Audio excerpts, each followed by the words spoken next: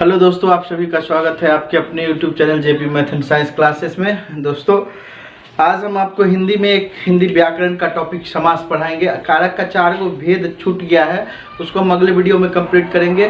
फिलहाल अभी हम लोग समास पढ़ते हैं जो आपको कंपटीशन से लेकर बीएसईबी बोर्ड एग्जाम में काम आएगा। कंपटीशन से लेकर बीएसईबी बोर्ड एग्जाम में काम आएगा। चलते हम लोग अपने टॉपिक पे। समास, ध्यान दीजिएगा, समास किसे कहते हैं? समास किसे कहते हैं ध्यान देना है। दो या दो से अधिक पदों का वैसा मेल जब दोनों पद अपनी अपनी विभक्ति छोड़ करके एक होता है, एक हो जाते हैं, समास कहलाता है। मतलब दो या दो से अधिक पद जब अपनी अपनी विभक्ति छोड़कर एक हो जाते हैं, उसे क्या कहते हैं? समास कहते हैं। ठीक है, तो समास का डिफिनेशन ध्यान दीजिएगा क्या आता है। समास का शाब्दिक अर्थ होता है संक्षेप। समास का शाब्दिक अर्थ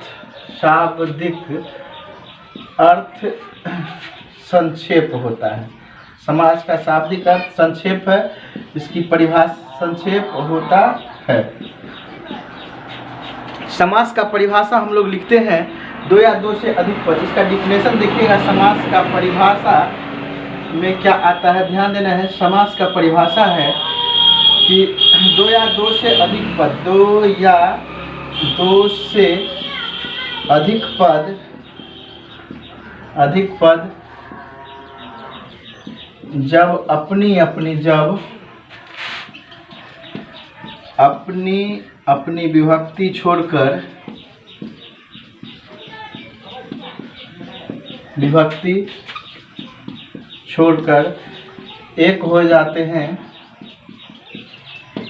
एक हो जाते हैं, पदों का ऐसा मेल समास कहलाता है।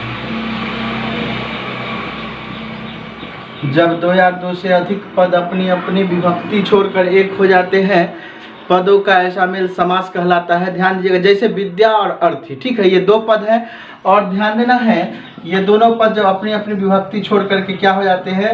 विद्या और अर्थी। इसमें संधि विच्छेद ये चिन्ह नहीं पड़ेगा दोस्तों, ये डायरेक्ट एक हो जाएगा। संधि की तरह इसमें पद क्या होते हैं? विग्रह, मतलब बोली में विकार में परिवर्तन नहीं आता है। संधि और समास में फर्क यही होता है कि संधि में विकार में परिवर्तन होता है, जबकि समास में विकार में परिवर्तन नहीं होता है। तो देखिएगा, दो पद अपनी अपनी विभक्ति छोड़कर एक हो जाते हैं, पदों का ऐसा मेल क्या कहलाता है? समास कहलाता है। ठीक है, अब ध्यान दीजिएगा, समास के भेद। समास के मुख्यतः 6 भेद होते हैं। किसी किसी व्याकरण में 5 भी देता है, आपको हम बता देते हैं। समास के 6 भेद: अव्ययी भाव समास, तत्पुरुष समास, द्विगु समास, द्वंद्व समास, बहुब्रीहि समास और नए समास। ठीक है, तो आइए हम लोग समास के भेद के बारे में जानें। समास के भेद देखिएगा, अव्ययी भाव समास के मुख्यतः 1 2 3 4 5 6 भेद होते हैं। ठीक है, अब ध्यान देना, अव्ययी भाव समास का पहला जो टाइप है अव्ययी भाव है। ठीक है, वैसा समासिक पद जिसमें पहले पद की प्रधानता होती है उसको क्या कहते हैं? अव्ययी भाव समास कहते हैं। और जैसे यथाशक्ति, यथाभक्ति, यथासंभव, प्रतिदिन इत्यादि क्या है? जैसे ध्यान दीजिएगा, वैसा समासिक पद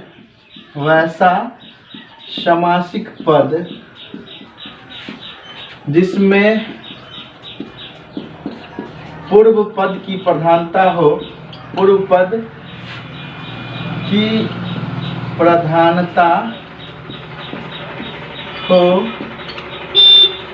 अव्ययी भाव समास कहलाता है। अव्ययी भाव समास कहलाता है। वैसा क्या देखिएगा ध्यान से, वैसा समासिक पद जिसमें पूर्व पद की प्रधानता हो अव्ययी भाव समास कहलाता है। जैसे में समझिएगा, यथाशक्ति,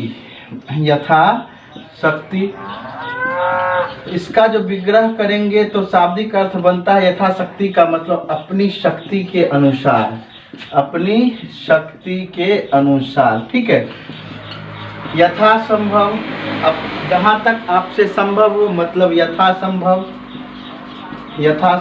यथाभक्ति, जहाँ तक आपसे यथासंभव। ठीक है, प्रतिदिन, वैसा समासिक पद जिसमें पहला पद प्रधान हो। ध्यान दीजिएगा, दिन एक सामान्य शब्द है, प्रति लगने से पता चलता है कि प्रत्येक दिन, ठीक है, मतलब यह इस शब्द को एक विशेष अर्थ ला देता है। प्रति जो है दिन के लिए एक विशेष अर्थ लाता है, इसीलिए यह पूर्व पद की प्रधानता वाला शब्द जो होता है वह अव्ययी भाव समास कहलाता है।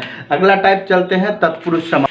वैसा समासिक पद, वैसा समासिक पद जिसमें उत्तर पद अर्थात बाद वाला, जिसमें बाद वाला पद की प्रधानता, बाद वाला पद की प्रधानता हो, तत्पुरुष समास कहलाता है। तत्पुरुष समास कहलाता है। वैसा समासिक पद जिसमें बाद वाला पद की प्रधानता हो, तत्पुरुष समास कहलाता है। ध्यान दीजिएगा, वैसा समासिक पद जिसमें बाद वाले पद की प्रधानता हो, तत्पुरुष समास कहलाता है। जैसे ध्यान दीजिएगा, गंगा जल, ठीक है, जैसे गंगा जल, पुस्तकालय, पुस्तकालय, ठीक है, हिमालय, चिड़ीमारा या राजभवन, राजभवन, राजपुत्र, राजपुत्र। ध्यान दीजिएगा दोस्तों, समासिक तत्पुरुष समास पद के पहचानने का नियम है कि जब आप इसका विग्रह करिएगा तो इसमें कारक चिन्ह छिपा होता है। क्या चीज, क्या लगा होता है? कारक चिन्ह। जैसे इसका विग्रह करके देखिए तो क्या होगा, इसका विग्रह गंगा का जल, गंगा जल का अर्थ विग्रह होगा गंगा का जल। पुस्तकालय मतलब पुस्तक के लिए, आलय मतलब पुस्तक के लिए घर, आलय मतलब घर होता है, पुस्तक के लिए आलय, के लिए आलय। ध्यान दीजिएगा, पुस्तक के लिए आलय मतलब ये क्या हो जाएगा, देखिएगा इसमें कारक चिन्ह क्या है, का है, इसमें कारक चिन्ह क्या है, के लिए है, ठीक है। अब किसी को भी हिम के लिए आलय, हिम मतलब बर्फ का घर, ठीक है, बर्फ के लिए। राजभवन मतलब राजा का भवन या राजा का महल, राजा का भवन, ठीक है। राजपुत्र मतलब राजा का बेटा, राजा का बेटा।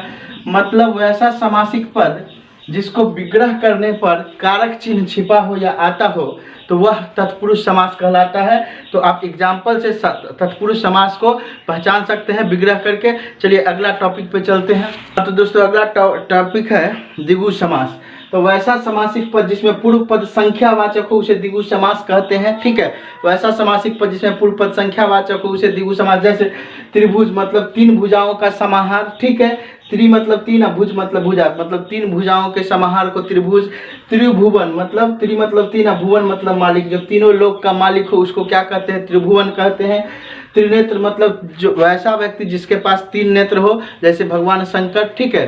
तो त्रिनेत्र मतलब पूर्व पद संख्यावाचक होना चाहिए, उसी को द्विगु समास। चतुर्भुज चार भुजाओं का समाहार, पांच वृक्षों के समाहार को पंचवटी। 10 भुजा मतलब 10 हाथों का समाहार क्या कहलाता है, जैसे नवग्रह, 9 ग्रहों के समाहार को क्या कहते हैं, नवग्रह कहते हैं। मतलब वैसा समासिक पद जिसमें पूर्व पद संख्यावाचक हो क्या कहलाता है, द्विगु समास। आप लोग वीडियो को कंटिन्यू देखिएगा, आज समास पूरा पढ़ाएंगे। टॉपिक है द्वंद्व समास। वैसा समासिक पद जिसमें दोनों पद की प्रधानता हो द्वंद्व समास कहलाता है। क्या कहलाएगा, द्वंद्व समास कहलाता है, ठीक है। तो ध्यान दीजिएगा, द्वंद्व समास मतलब दोनों पद, पूर्व पद और बाद वाला दोनों पद की प्रधानता हो। जैसे ध्यान दीजिएगा, जैसे में कॉपी कलम, कॉपी और कलम, ठीक है। कॉपी कलम देखिएगा इसमें दोनों पद की प्रधानता है। जैसे में सुख दुख, ठीक है, सुख दुख। राधा कृष्ण, राधा कृष्ण। जैसे में ध्यान दीजिएगा भाई बहन। मतलब वैसा समासिक पद जिसमें दोनों पद की प्रधानता होती है क्या कहलाता है, द्वंद्व समास कहलाता है। जैसे देखिएगा इसका पूर्व पद और उत्तर पद मतलब बाद वाला पद ही प्रधान हो। और द्वंद्व समास के पहचानने का मतलब होता है कि इसमें बीच में सह संयोजी चिन्ह लगा होता है। इसका विग्रह अगर करिएगा तो क्या लिखिएगा, कॉपी और कलम, ठीक है। विग्रह करने पर क्या लिखा जाता है, कॉपी और कलम लिखिएगा, ठीक है। और उसके बाद सुख और दुख, राधा और कृष्ण, भाई और बहन। मतलब इस तरह का कोई भी देखिएगा वर्ड तो समझ जाइएगा कि यह द्वंद्व समास का उदाहरण है। वैसा समासिक पद जिसमें बाद वाले पद की प्रधानता होती है द्वंद्व समास कहलाता है। चलते हैं अगले टाइप पे। वैसा समासिक पद या वैसा समास जो अपने अर्थ को छोड़कर जो अपने अर्थ को छोड़कर, ठीक है, अपने अर्थ को छोड़कर किसी विशेष अर्थ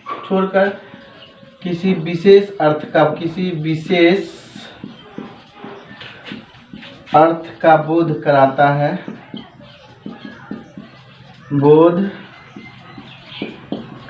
है, वैसा समास जो अपने अर्थ को छोड़कर किसी विशेष अर्थ का बोध कराता है बहुव्रीहि समास कहलाता है। ठीक है, तो ध्यान दीजिएगा, बहुव्रीहि समास कहलाता है। अगर आप इस चैप्टर को पूरा ध्यान से देखते हैं तो ध्यान रखिएगा, कंपटीशन में एक भी क्वेश्चन आपका नहीं छूटेगा समास से रिलेटेड। ठीक है, ध्यान दीजिएगा। इसका क्या हो जाएगा, एग्जाम्पल लंबोदर का शाब्दिक अर्थ होता है जिसका उदर लंबा हो। ठीक है, इसका विग्रह करिएगा तो मतलब क्या हो जाएगा, जिसका उदर लंबा हो, मतलब पेट लंबा हो या बड़ा हो। और लेकिन यह बोध करा, जिसका उदर लंबा हो या बड़ा हो। ठीक है, लेकिन यह किसका बोध कराता है, तो भगवान गणेश का बोध कराता है। लंबोदर कहने से हम लोग क्या समझते हैं, भगवान गणेश। जैसे ध्यान दीजिएगा, लंबोदर हो गया, उसके बाद चक्र पानी मतलब जिसके हाथ में बीना हो, जिसके हाथ में चक्र हो।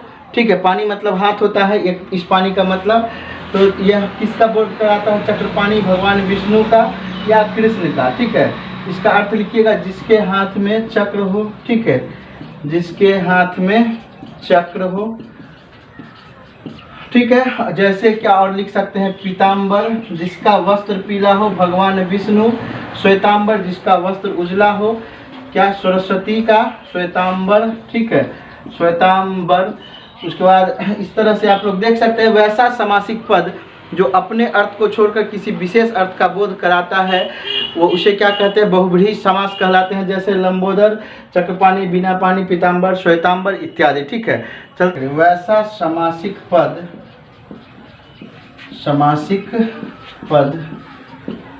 जिसमें नहीं का अर्थ छिपा हो, जिसमें नहीं का अर्थ छिपा हो,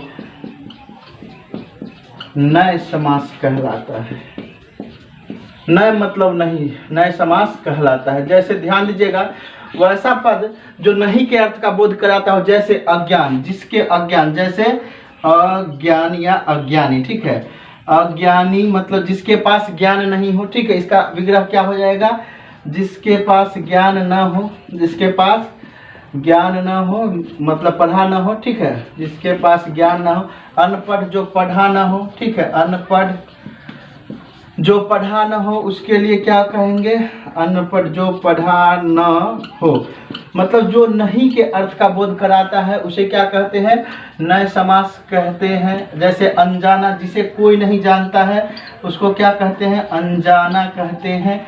ठीक है, अनाथ, जिसका कोई न हो उसको क्या कहते हैं, अनाथ कहते हैं। तो वैसा समासिक पद जिसमें नहीं का अर्थ छिपा हो, ठीक है, वैसा समासिक पद जिसमें नहीं का अर्थ छिपा हो, नए समास कहलाता है। जैसे अनाथ, जिसका कोई न हो, अनजाना, जिसे कोई न जानता हो, अनपढ़, जो पढ़ा न हो, और अज्ञानी, जिसके पास ज्ञान न हो। तो फिर मिलते हैं हम अगले वीडियो में।